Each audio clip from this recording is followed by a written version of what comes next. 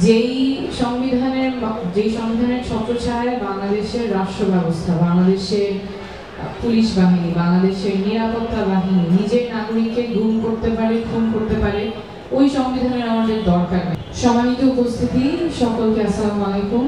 আজকে এই অনুষ্ঠানটিতে থাকতে পেরে আমি খুব অনার্ড ফিল করছি, সম্মানিত বোধ করছি শহীদ পরিবারের মাঝে এই আয়োজনে থাকতে পেরে। আসলে যেই কথাগুলো শুনছিলাম এগুলো আপনাদের কাছ থেকে বিগত মাসগুলোতে অনেকবার শুনে এসেছি যে শহীদদের পরিবারের যে আকুতি, বিচারটা হতে হবে, দ্রুততম সময়ে বিচার হতে হবে। অভ্যুত্থানের প্রায় 1 বছর হয়ে যাচ্ছে, এখন পর্যন্ত বিচার কার্যে আশাজনক অগ্রগতি হয় নাই এবং এটা বারবার শহীদ পরিবারদের কাছ থেকে শুনতে হচ্ছে। এবং আমরা যতভাবে বলা প্রয়োজন সম্ভব বারবার বলছি যে আমাদের এই বিচার কার্যটা সম্পন্ন করতেই হবে এবং বিচার কার্য সম্পন্নের জন্য বিচার ব্যবস্থায় সংস্কার যা প্রয়োজন সেগুলোও করতে হবে। আমাদের শহীদ জাবিরের বাবা একটু আগে বলছিলেন যে নতুন সংবিধান লাগবে, যেই সংবিধানের ছত্রছায়ায় বাংলাদেশের রাষ্ট্র ব্যবস্থা, বাংলাদেশের পুলিশ বাহিনী, বাংলাদেশের নিরাপত্তা বাহিনী নিজের নাগরিককে গুম করতে পারে, খুন করতে পারে, ওই সংবিধানের আমাদের দরকার নেই, আমাদের নতুন সংবিধান প্রয়োজন। আপনাদের কাছ থেকে আপনাদের মুখের যে কথাগুলো সেগুলোই আমরা বারবার বলার চেষ্টা করি। এটা জাবির বাবা বলছেন ছোট্ট ছেলে যাবে, ও বলছিল যে পুলিশ কেন এমন করছে। তো যেই পুলিশ বাহিনী, যেই নিরাপত্তা বাহিনী যে কারণেই নিজের নাগরিকের উপর এরকম নিষ্পেষণ চালাতে পারে, গুলি চালাতে পারে, সেই পুলিশ বাহিনীতে তো আর নতুন বাংলাদেশে থাকতে পারে না। সেটার সংস্কার তো প্রয়োজন, কিন্তু পুলিশের সংস্কার কত দূর হয়েছে? আমাদের অভ্যুত্থানের 1 বছর হতে চললো, সংস্কার আমরা দৃশ্যতভাবে কিন্তু দেখতে পাইনি।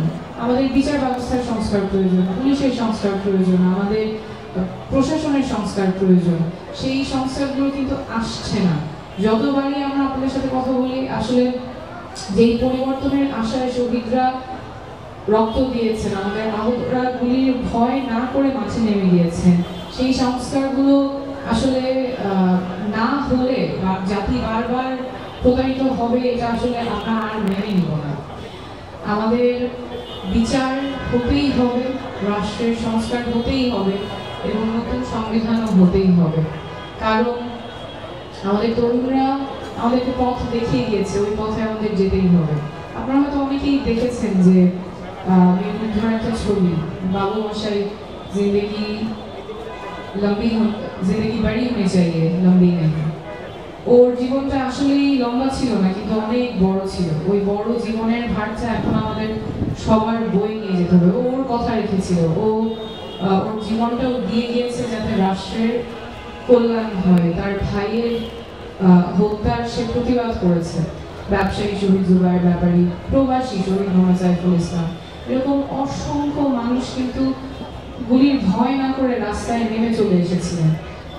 1 বছর পরেও আমরা যেই উদ্দেশ্যে তারা রাস্তায় নেমেছেন সেটা কতখানি সফল হয়েছে এই প্রশ্নটা থেকেই যায়। কিন্তু আমাদের অভ্যুত্থানটা সফল করতেই হবে।